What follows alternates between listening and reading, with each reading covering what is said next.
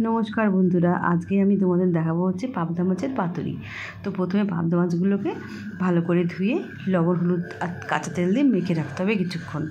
তারপর নারকেল, শস্য, পোস্ত, কাঁচা লঙ্কা একটু নুন মিষ্টি দিয়ে ভালো করে গ্রাইন্ড করে নিতে হবে এবং তারপর সেই বাটাটাকে নিয়ে মাছের গায়ে ভালো মতো মাখিয়ে নিয়ে তার উপর সর্ষের তেল দিয়ে ভালো করে আবাদা মস্ত ভালো করে মাখিয়ে নিতে হবে।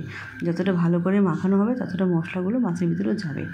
তারপর মাছগুলোকে ভালো মতো মেখে কিছুক্ষণ রেখে দিতে হবে। রেখে দেওয়ার পরে আমি কড়াই তো নেব না, নেব হচ্ছে চাটু। এবার চাটুর মধ্যে করলে ভালো হয়, সেখানে সামান্য তেল দিয়ে নেব। তেল দিয়ে নেওয়ার পরে আমি আগের থেকে কলা পাতাটাকে না একটুখানি সেঁকে নিয়ে নরম করে নিয়েছিলাম। তারপর সেই কলা পাতাটা দিয়ে তার উপর যে মেখে রাখা মাছগুলো ভালো করে আমি সাজিয়ে দেব। সাজানোর পরে ভালো মতো মশলাগুলো মাখিয়ে দিয়ে আমি কলা পাতাটাকে ভালো করে মুড়ে দেবো। মুড়ে দিয়ে তারপর ঢাকনা দিয়ে দেবো।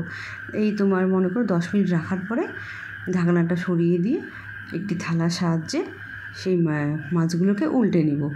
উল্টে নিয়ে সেই থালাটা দিয়ে আবার আমি আস্তে করে সেই চাটুর মধ্যে, সেই তেলের মধ্যে যে যা তেল ছিল সেই তেলের মধ্যে ছেড়ে দেবো। তারপর আবার ঢেকে রাখবো। ঢেকে রাখার পরে যখন দেখব যে একটু পোড়া পোড়া হয়ে গেছে, তখন দেখে নেব যে মাছটা হয়ে আসছে। তারপর গরম ভাতের সঙ্গে এই পাবদা মাছ খেতে দুর্দান্ত লাগে, দুর্দান্ত। মানে এত ঝাঁঝালো একটা গন্ধ।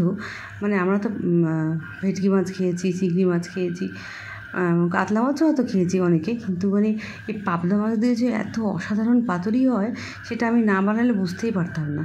তোমরাও করে দেখো, দারুণ লাগবে। আর আমার চ্যানেলটি সাবস্ক্রাইব করো।